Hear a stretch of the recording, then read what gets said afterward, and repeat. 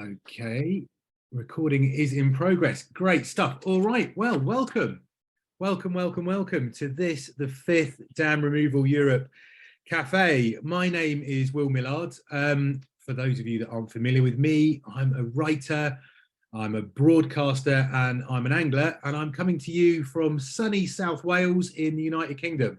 It is such a privilege and a pleasure to host this today. I cannot tell you, we've got people tuning in from all over the world. It's such a brilliant thing to be involved with. So thank you so much for having me, and thank you for tuning in.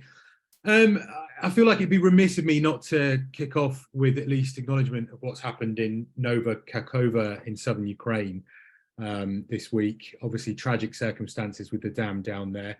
Thoughts very much with the people that have been affected by that. I'm very pleased to say that we're going to have Victoria Stanbury tuning in from Switzerland, and she's been working in Ukraine on dam removal, so it'll be very interesting to hear from her. We've also got some fantastic guests. We've got a very special guest in Martin Falklind, who's going to be coming to us from Sweden. We've got Brad Chase over in Massachusetts, and we've got Michael Belchik of the Europe tribe. So fantastic show for you guys today. All of you guys that have attended today, you're all muted, but you can still engage with what's going on. There is a chat box. Please use it. There's going to be people there who are going to try and answer some of your questions. And if there's questions that they can't answer, they'll forward them on to our guests today, who I'm sure will be delighted to answer them for you. Also, that's going to be the place for links that we're going to post throughout the cafe, throughout the interviews. If someone throws up something interesting or a piece of their work, then we'll make sure that we put the link down there. Click through, you can follow it and hear more about what they're talking about. Can't go any further, of course, as well, without mentioning the organisers and the sponsors of this cafe today. So it's been organised by the World Fish Migration Foundation on behalf of Dam Removal Europe, with sponsorship from the Open Rivers Fund, a programme of resources legacy fund supported by the William and Flora Hewlett Foundation, and in-kind support is also provided by Rewilding Europe and WWF. There we go. Thank you guys so much. Obviously, without sponsorship, we wouldn't be here today. So thank you guys for everything that you're doing for Dam Removal Europe in this cafe. Right, let's kick things off. We're very tight today with the special guests that we've got. I'm going to begin by introducing Victoria Stanbury. Victoria is a freshwater project officer. She's currently located in and hosted by WWF Switzerland, and today she is representing and working on dam removal projects for WWF Ukraine. Hello, Victoria. Hi, everyone. Hi, Will. Hi. So, I mean, let's kick things off, really. So last year you removed a dam in spite of the tragic war in Ukraine. How did WWF Ukraine manage that? All necessary documents and permits were prepared, and considering that Bayurivka Dam was located in the western part of Ukraine, it's close to Romanian border, it's far from the front line, it's around 900,000 kilometers. There are any big infrastructure objects 30 kilometers around the dam, and location is quite remote. It's deep in Carpathian forest, so we did all risk assessment, and we decided to go ahead with the removal. Great stuff. I mean, we're seeing some pictures now. It looks like an absolutely spectacular location. A splash dam, I noticed. Could you explain the purpose and the history of these types of structures? Yeah, sure. Ukraine is not unique using splash dams. Splash dams are they also known as a flash dam. So they are part of primitive transportation system used by loggers to move logs downstream from the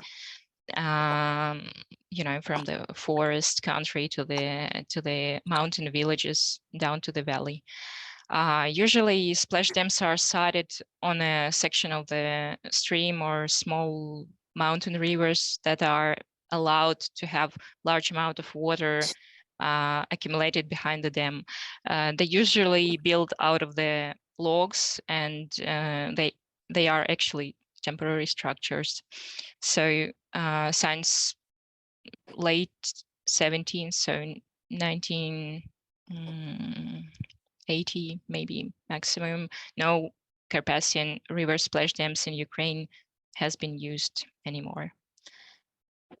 Amazing. No, it's incredible. I mean, the huge wooden structures, it's absolutely astonishing, really. And as you mentioned, you know, wooden structures, these are things that you can potentially, theoretically at least, remove fairly quickly. I understand that this was the 7th removal in the last 3 years in the region. Is there a national plan or a goal to be achieved going forward? In the river basin management plans, there are goals to achieve good ecological status and also better hydromorphological conditions. The first cycle of implementation of river basin management plan starts in 2025. Also, I should mention that last year, at the beginning of 2022, the government of Ukraine approved the water strategy until 2050, where one of the goals also was about achieving good ecological status. There are mentioned revitalization and obsolete dam removals as well, but still the first priority is actually to improve chemical conditions of the water. Really, chemical conditions. I mean, what do you mean by that? What kind of conditions are you experiencing specifically then? It's about, you know, it's about clean water access for the people and the ability to use clean water and to have drinkable water. It's more about infrastructure first. I see. Yeah. What kind of area is it like where that dam has been removed specifically? I mean, it looks like a very sort of vibrant, biodiverse place. Was that your experience when you were over there? What was the habitat like around those banks? I mean, it's very nice. It's very nice area. It's Carpathian Mountains, and I think people who've been there at least once know how beautiful it is around. And there are a lot of native animals and also rare and endangered species, mammals as well, and fishes. So it's quite valuable places. Yeah. Spectacular. No, it's interesting, really. I mean, where I am, you know, in Western Europe, based over in Wales, we've got major challenges at the moment with our rivers. We've got major challenges with dams, you know, legacy of industrial dams where I am. And we spend so much time now really actually looking over towards Eastern Europe and you know, I mean, they're not pristine environments, obviously, but so many of them, there's so much better in terms of the rivers and the riverine environments than we have here. And it's really kind of, yeah, it just kind of is nice to kind of imagine there's still good environments and good rivers still left over in Eastern Europe. And by making these kind of changes that you're able to really improve that habitat exponentially almost. Have you already planned your next dam removals in Ukraine? What's the future looking like? You know, we plan to do more investigations, especially on Prut and Siret basin level, and we are in search for next dam removal candidates. Great. And also regarding our previous, you mentioned the 7 dam removals. Regarding our previous removals on the Black and White Shire Marsh, our experts confirmed that tributaries are free flowing. We achieved our goal regarding the restore, you know, the river connectivity and fish migration and spawning grounds. That's superb. Huge congratulations. It must be really exciting to be involved in such a positive project, albeit in a fairly difficult nation as it stands at the moment. Thank you so much, Victoria. Really, really appreciate you coming to us from Switzerland today. Absolutely fantastic work. Thank you. Marvelous. Big thank you to Victoria for that. Really, really good stuff. So now let's go to Sweden to meet our very special guest, Martin Falklind. Martin is a journalist, photographer, filmmaker, and an executive producer for the production company Ecofilm.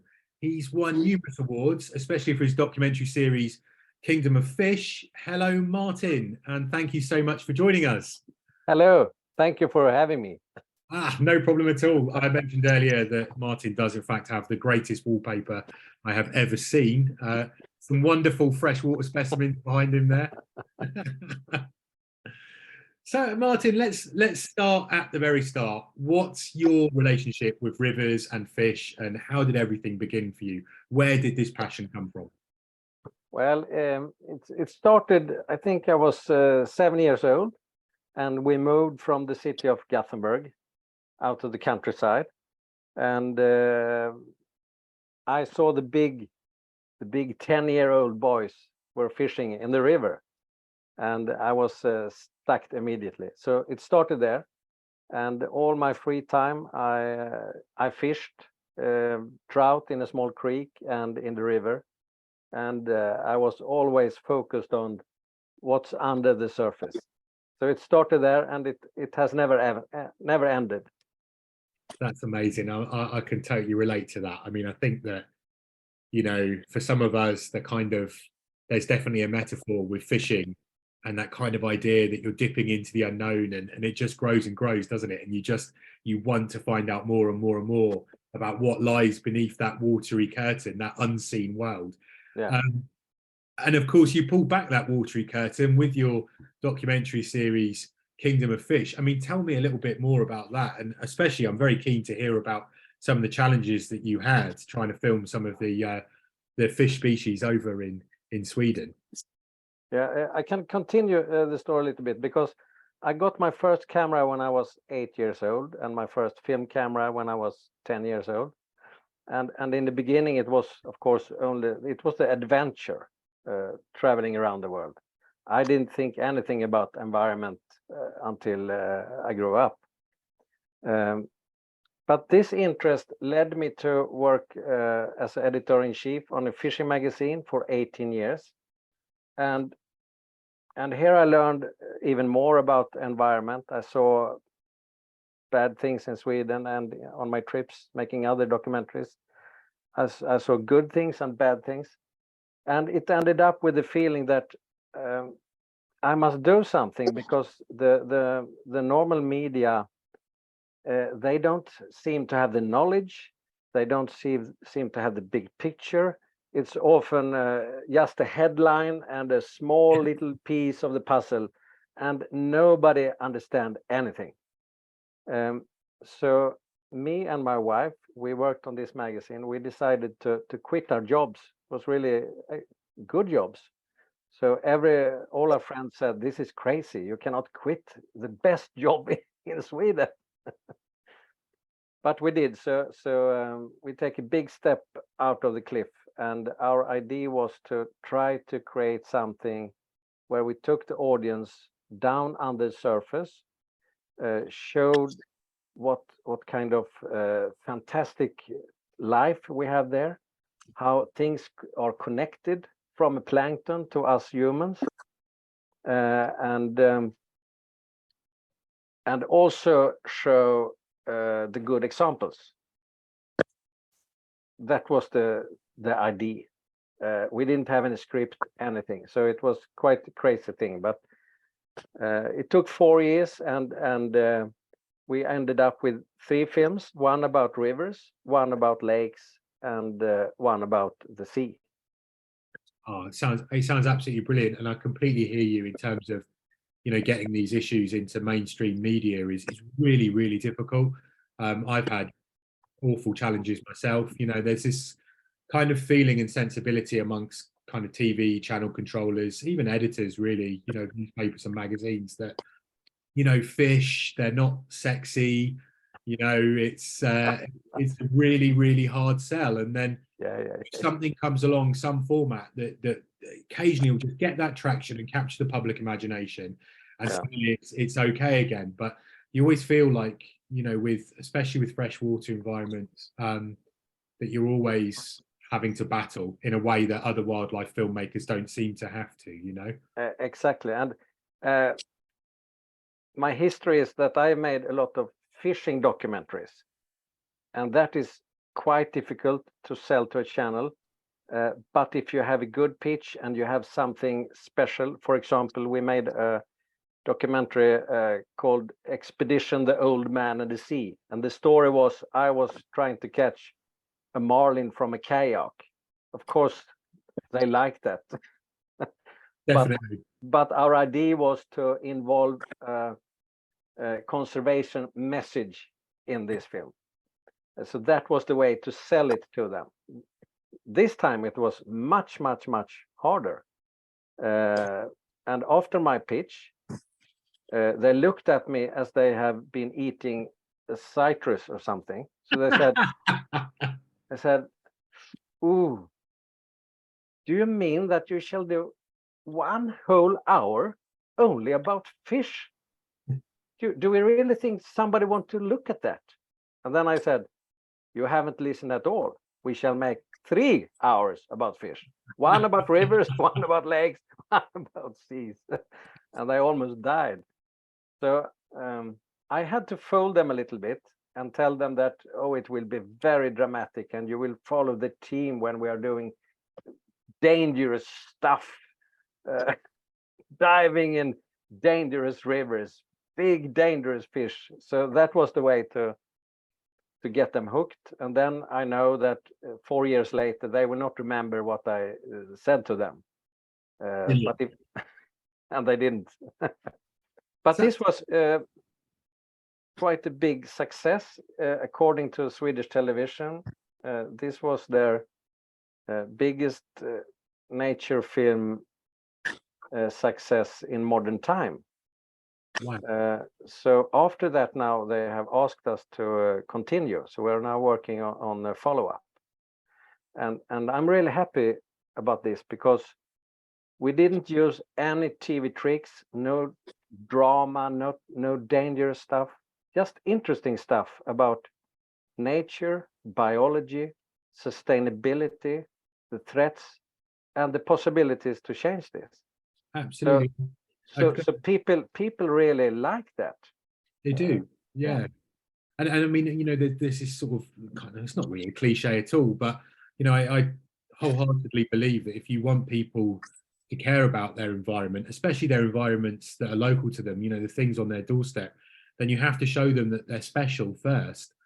You know, it's so important in filmmaking or any kind of broadcasting or journalism that you do try and open their eyes up. I mean, I take sticklebacks into schools, minnows, things like this. You show them how beautiful our native freshwater species are, you know, as beautiful as a tropical species on some reef in a far-flung country. And it really changes children's conceptions, really.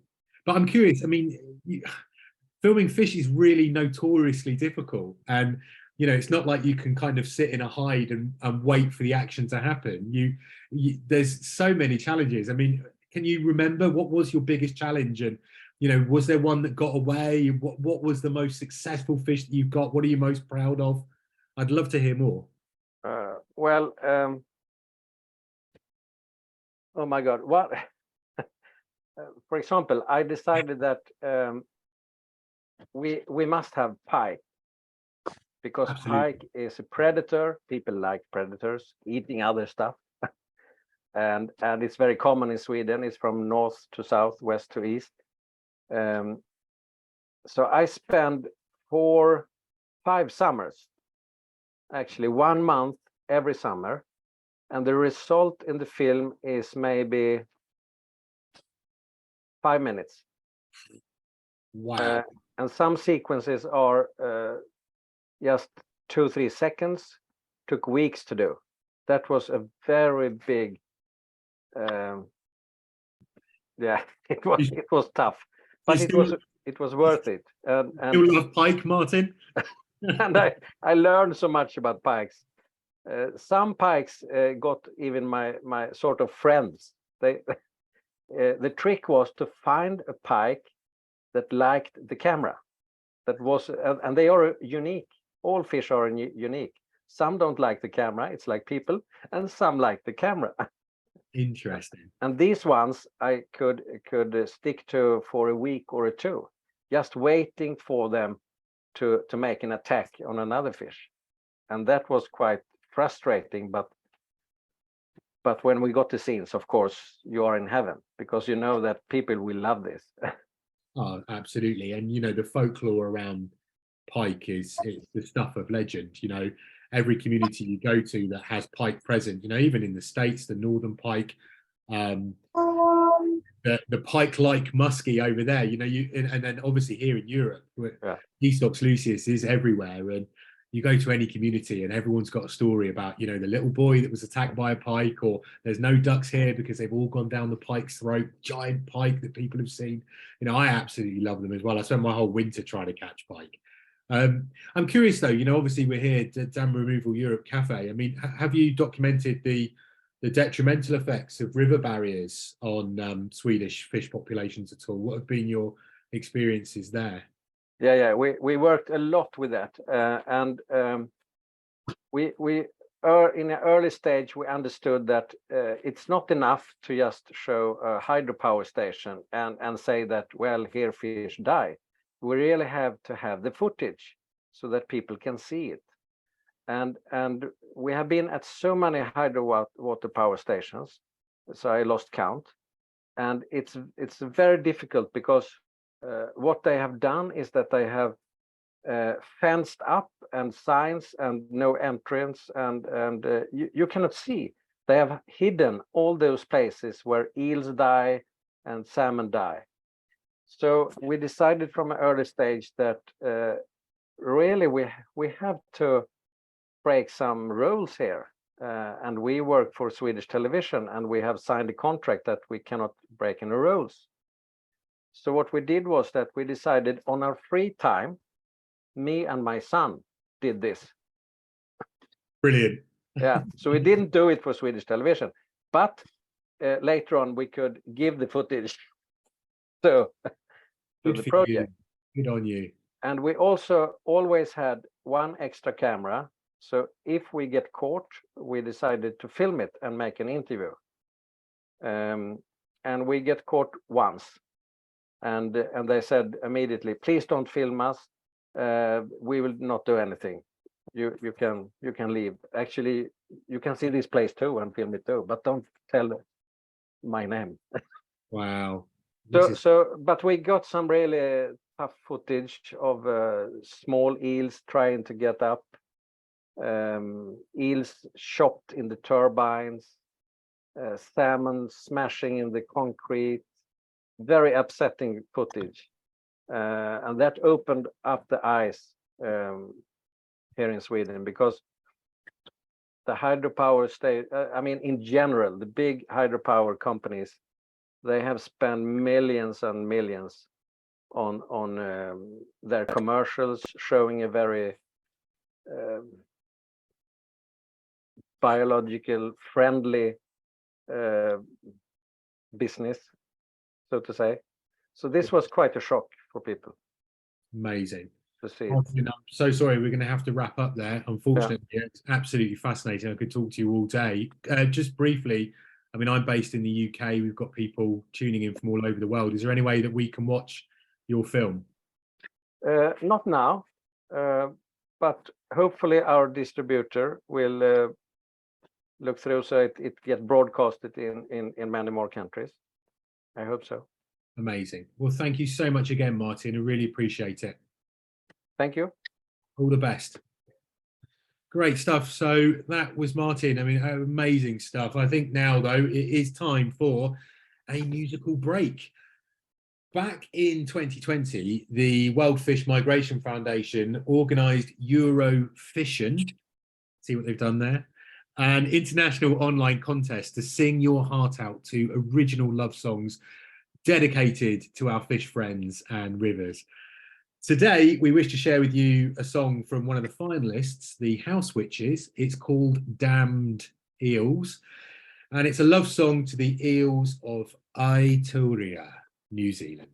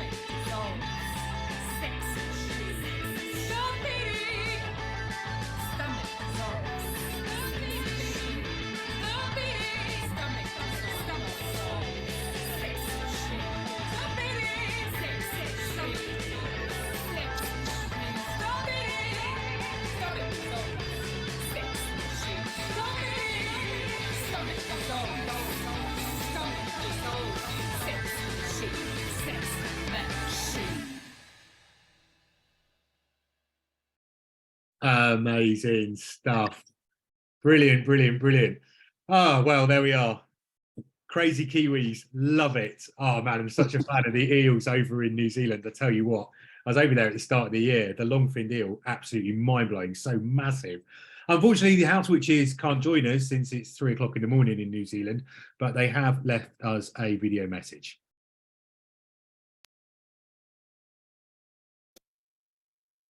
Kia ora, we're house witches.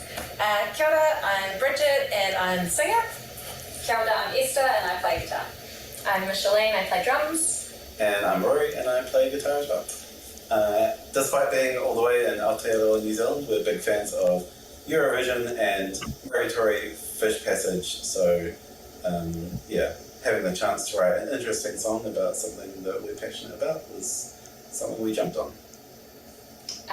Yeah, and like you all over there, a lot of our rivers and streams have been straightened and culverted and dammed.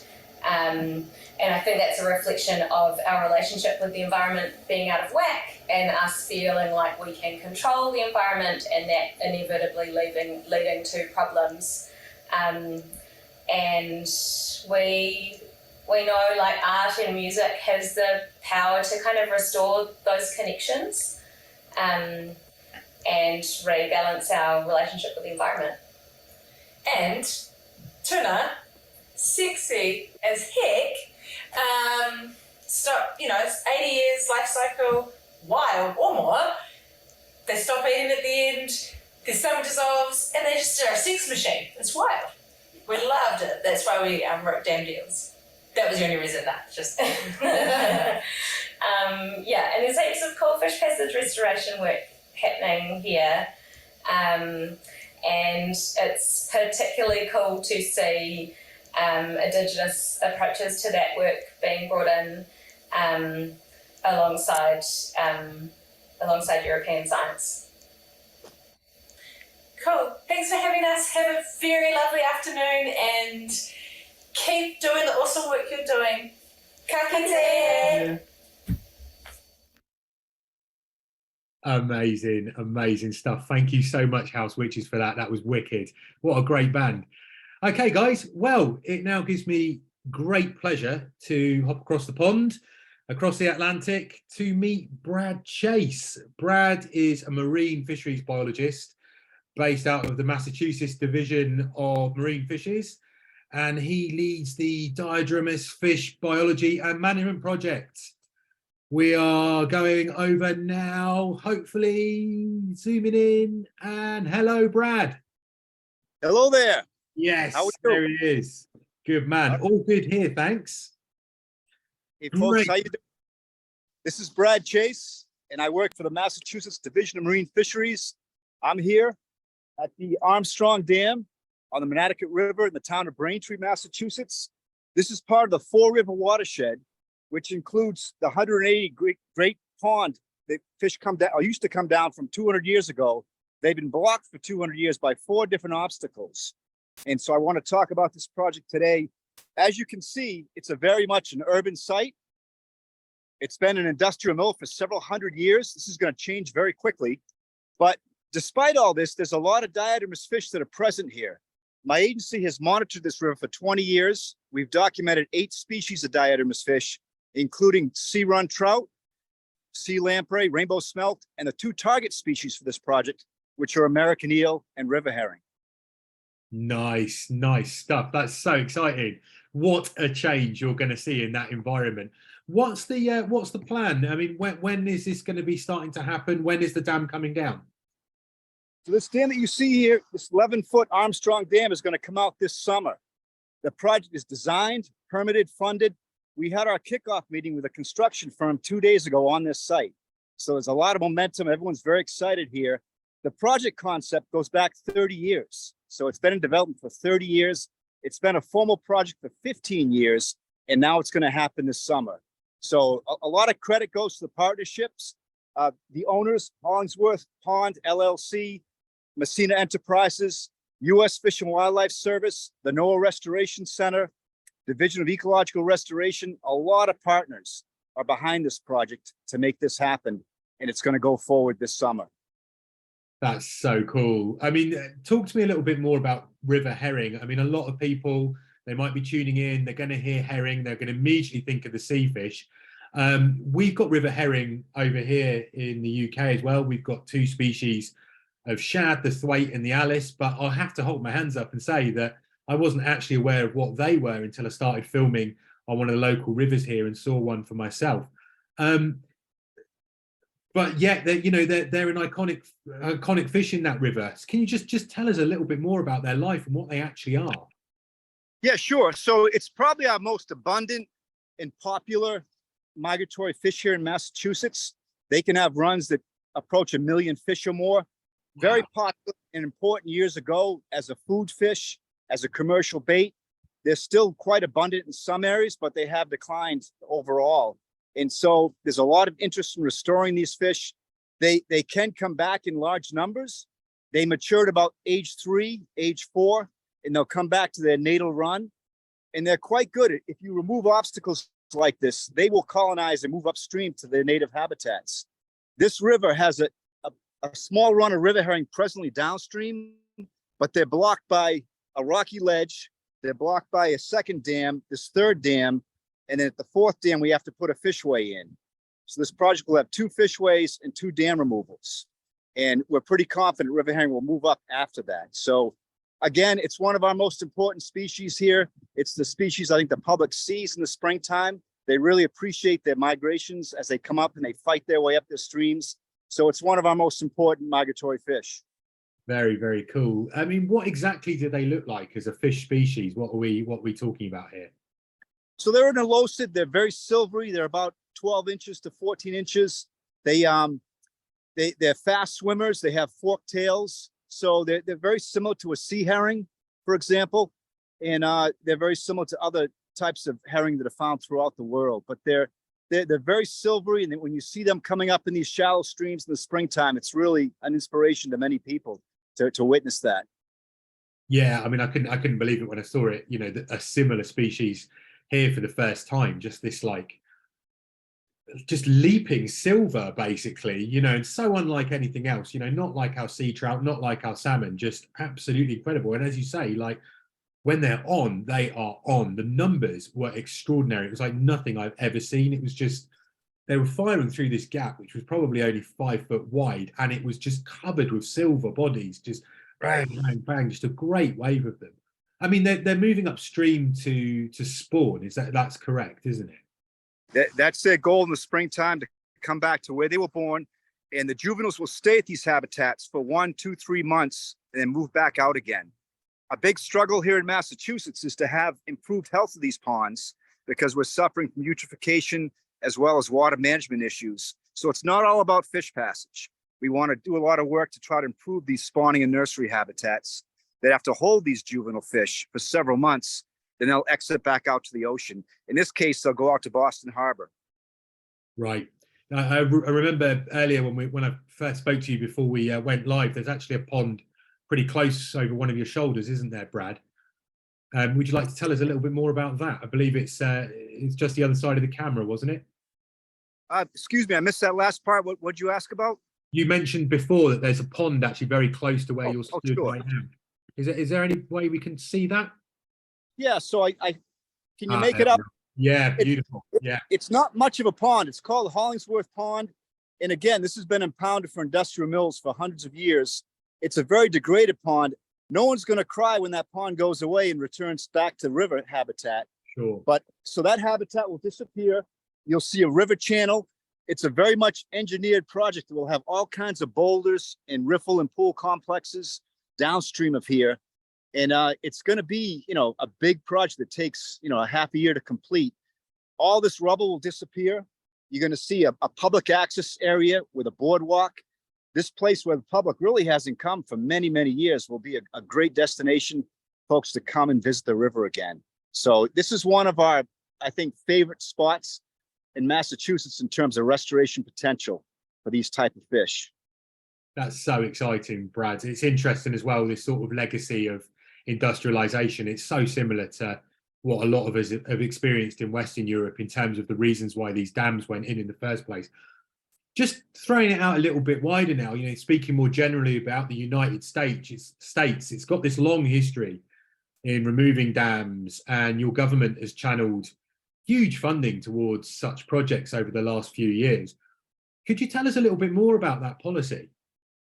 Yeah, I think we can give a lot of credit to the federal agencies that decided, 15, 20 years ago to really focus on this. The U.S. Fish and Wildlife Service, the NOAA Restoration Center, as well as some NGOs, the Nature Conservancy. And I think this at the state level, the Commonwealth of Massachusetts, the Division of Ecological Restoration, these groups got together and decided to really focus on these difficult projects. These take a lot of planning, a lot of money.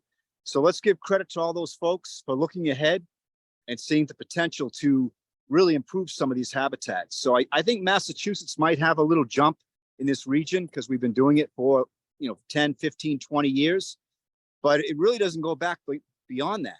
It's really like a 20-year process. We were here 30 years ago talking about putting in a fishway because that's all we understood. And now we have to put in 2 fishways in the system because we can't lose those dams.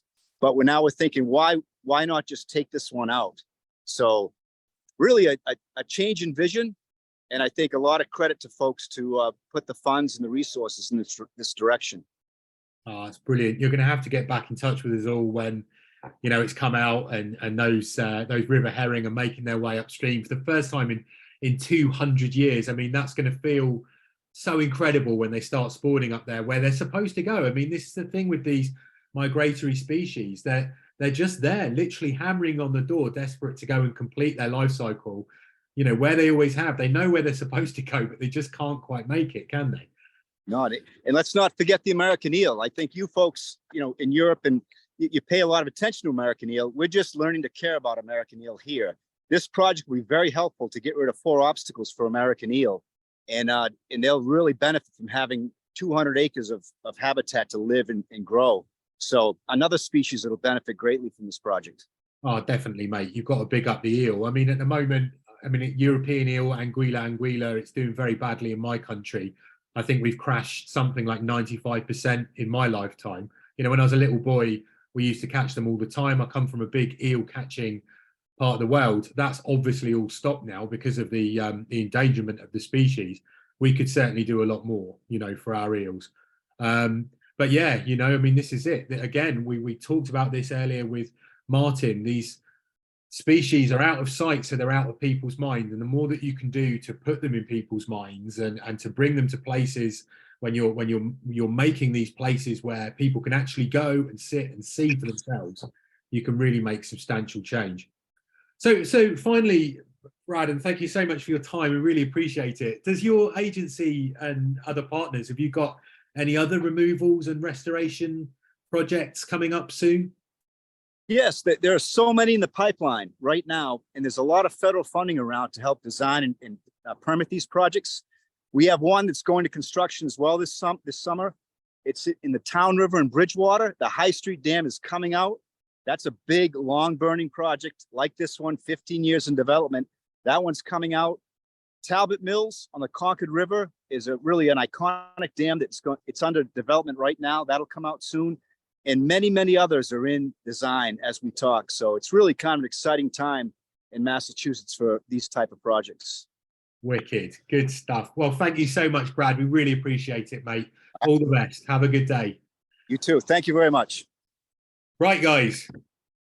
We've got to interrupt this. I have just heard that there is some breaking news. Chris, what's going on? DRE Cafe breaking news. Good evening, everyone. We're interrupting our program to share with you some exciting news. First up, Latvia has officially joined the dam removal movement. After 3 years of planning, the demolition of Beja Dam was initiated several weeks ago.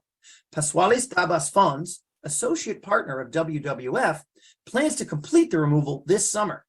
Beja Dam is the only barrier in the 24-kilometer-long Aluxne River, which will soon be free-flowing once again. Fish passage and water quality are expected to improve swiftly. The project is supported by the Open Rivers Program and Mangali Mineral Water Brand as part of the Clean Rivers Project. The dam removal in Latvia has only just begun, and we must do anything in our power to speed it up, said Magda Gentgena, WWF Baltic Sea and Freshwater Program Manager. Way to go, Latvia. Next up, a public service announcement. Finally, summer is here. The temperature is rising, and the time to hit the river for swimming or water sports is now. However, we want to remind you that low-head dams such as weirs are especially dangerous due to the formation of strong subsurface currents, sometimes sadly referred to as drowning machines. Unfortunately, accidents have already occurred this year in the United Kingdom, Argentina, and Brazil. In that respect, Dam Removal Europe reminds you to always respect the power of water and turn around, don't drown. Finally, for our last update, some great news with the announcement of the winner of the 2022 Dam Removal Award. It's AEMS Rios Convida for the removal of Molina de Calabrías and Molino Bajo. Jeremy Wade announced the result and gave the check for 10,000 euros to the winner on May 18th during the UK Dam Removal Conference in Manchester. The award was hosted by Dam Removal Europe, the World Fish Migration Foundation, the European Investment Bank, and supported by the Dutch Postcode Lottery. Way to go, AEMS. Well, that's it for now. Thank you for tuning in. Back to you, Will. Amazing stuff. Thank you so much, Chris. Wow, the technology that we have for you guys here at the cafe. And we're going to use a bit more of that technology now because we, by magic, are going to cross all the way from the east coast of the United States of America over to the west coast to join our very good friend, Michael Belchick. Michael, are you there? Michael is a senior water policy analyst for the Yurok tribe, and he's going to share with us today his primary life's work, his efforts to undam the Klamath River. Here we go. We're spinning over all of the states. We're on our way. We are on our way. Morning. Here he is. Yes, Michael. How are you doing, mate? Or Where good are afternoon you to you. It's 8 a.m. here. Look at that stunning backdrop. I'm sure I speak to everybody that in saying we wish that we were there at 8 a.m. in the morning. I can't even show you my backdrop, Michael, because it's a disgrace. That looks absolutely incredible, mate. Nice one. So where exactly are you in the world? Well, what you're looking at in the background here are the last days of Iron Gate Dam on the Klamath River. So I'm in Northwest California, just south of the central, the Oregon border, and about 300 kilometers inland from the ocean. So I'm quite a ways inland. And you can see in the background, it's not quite desert here, but it's a pretty dry area. And this is the lowermost of 4 dams that we're taking out. The work has begun, and it's a lot of the prep work right now. They're moving a hatchery, they're moving a city supply water line, they're getting the tunnels to evacuate the water and sediment ready, dredging some material, clearing out a lot. There's a lot of work to be done. And the main event begins in January this upcoming year, with the timing being dependent on the fish migration of the salmon and other species. Beautiful. Wow. Honestly, it's literally mirror calm behind you today. It doesn't look like there's even a breath of wind. It's absolutely iconic American scene. And this is well known, this Klamath River project. It's the largest river restoration project in the world at the moment. I mean, no pressure, Mike. It's pretty full on, isn't it? Well, it's a long time coming, you know. In 23 years ago, Pacificor, who owns the dams, came into the basin with the intent of relicensing the dams for another 50 years. When we started talking about dam removal, we were getting laughed out of meetings or told to stop wasting everybody's time. Really? At the time, Pacificor was Scottish Power, of all things. And the tribes, you know, I work for the Yurok tribe. This is part of the mission of the Yurok tribe to do stewardship for the Klamath River. We went to Scotland, crashed the shareholders meeting in Edinburgh. Lovely city. We had a great time. Really caught the company's attention. They responded by selling to Berkshire Hathaway in the United States. They just sold the whole company. And then we just kept going. It was a lot of scientific studies, working the administrative process, winning a big court case, media campaign, direct action, and just persistence, a lot of persistence. And eventually we reached the first agreement in 2010 with the company. It must feel absolutely incredible for you and the Yurok tribal people as well. I mean, can you put it into perspective, how that must feel for the indigenous peoples of the land, to finally kind of restore it to a little bit like I imagine how the ancestors may have had it back in the day? I think, talking with folks, there's a lot of, even though it's already underway, people are so cynical. It's like, okay, we'll believe it when we really start seeing it falling. But even as we're here, I've heard construction equipment going up and down the road there. They're already started doing things. So it's in motion right now. It's happening. It's a very big project. It's a $495 million US dollar project. But it's all going to be wrapped up in about a year and a half from now. At that point, we'll start the restoration. So once the dams are out and the river asserts its new channel, then we'll start putting in fish structures, making sure the floodplain's connected, the tributaries are connected, and then we'll start working on things above the dam, on habitat above the dam. Just before, I've got quite a specific question I'd like to ask you about that, but just before I get onto it, for novices like myself, I mean, the dam obviously looks absolutely enormous, and you've mentioned it's a year and a half to from kind of start to completion to remove it. What are the various stages and steps? Because you can't obviously just, one of the misconceptions is that you could just go in there and blow it up and then bang, off you go, job done. I mean, what exactly are you guys going to have to do for this specific environment? Right. Well, this dam in particular, you don't want to do that because it's an earth-fill dam. And if it's breached, it will just carve itself out and catastrophically. So what they're going to do is there's an emergency evacuation tunnel so that if there is an earthquake or something, they could drain the water through that. They're going to get that ready. All the water and sediment will be drained through that. And then the reservoir will be empty behind the dam. Then you could just take out the dam in the dry. So with no water there, you can just take the dam out with bulldozers and excavators. Other dams further up, there's 4 dams in total. Copco is a gravity concrete arch dam. That one will be drained similarly, but the concrete will be removed with explosives. And that one, they're going to drill a tunnel through the dam because the existing tunnel is not suitable.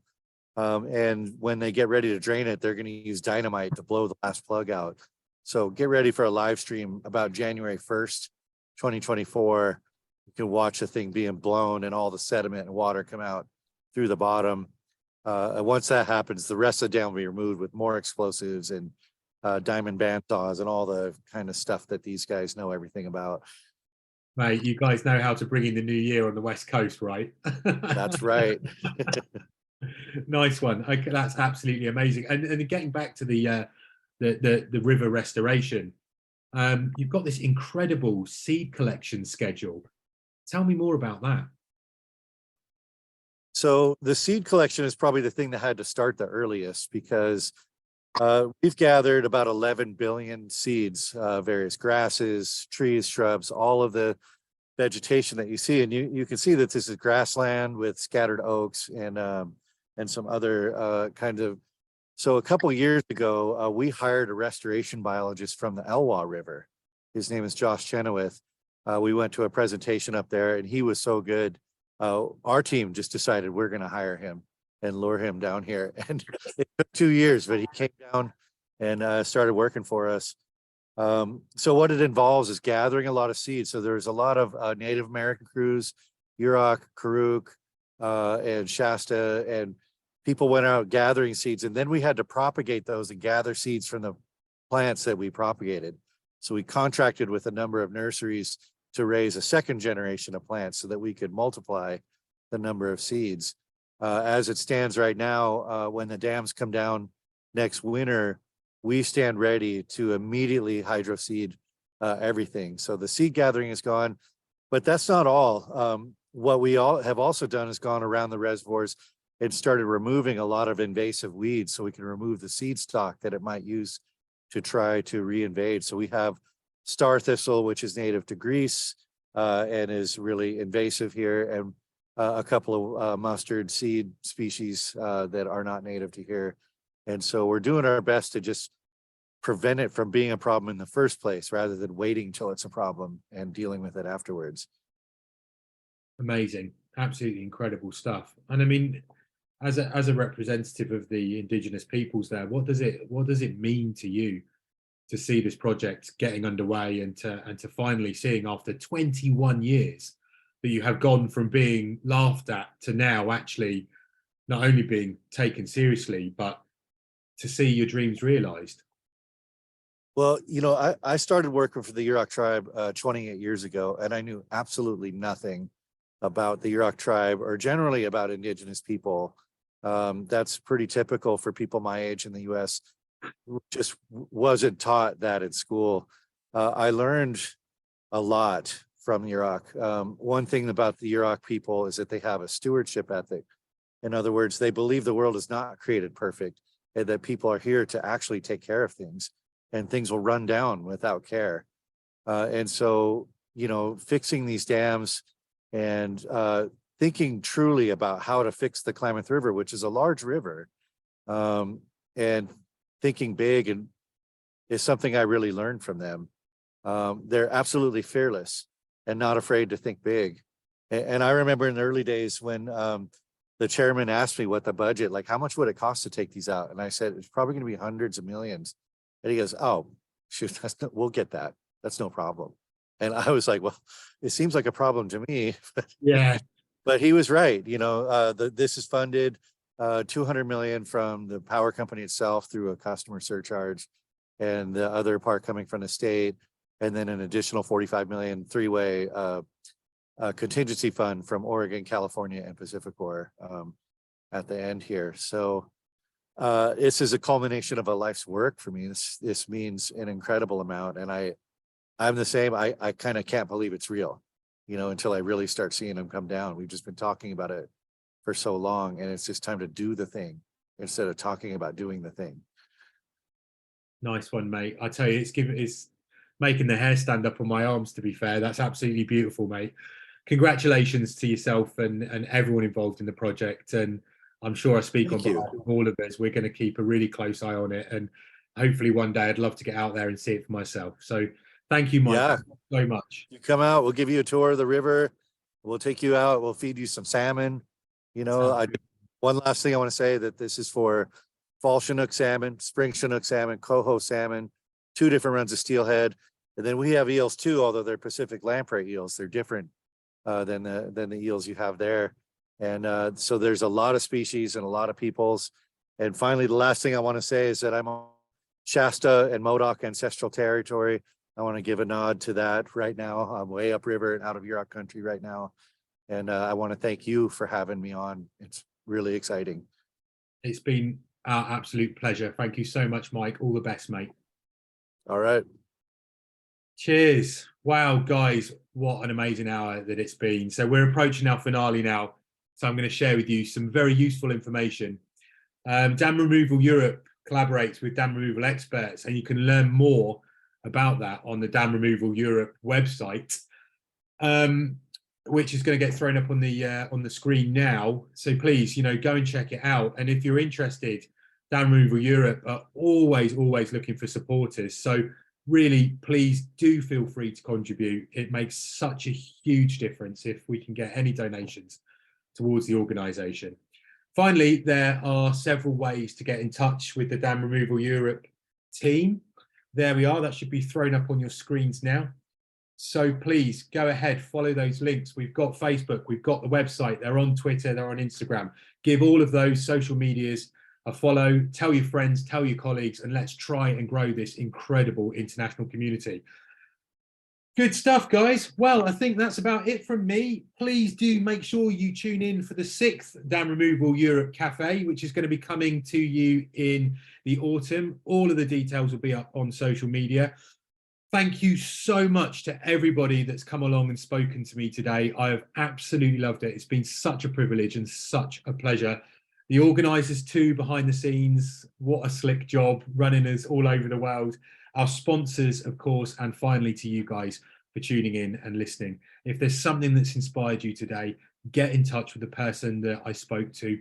Show your support towards their projects too. It makes such a difference. It really, really does. Please take the feedback survey as well. What a perfect place to tell us about how you felt about today. You'll receive it through an email after the event. And finally, and possibly most importantly of all, we did have a little bit of breaking news recently.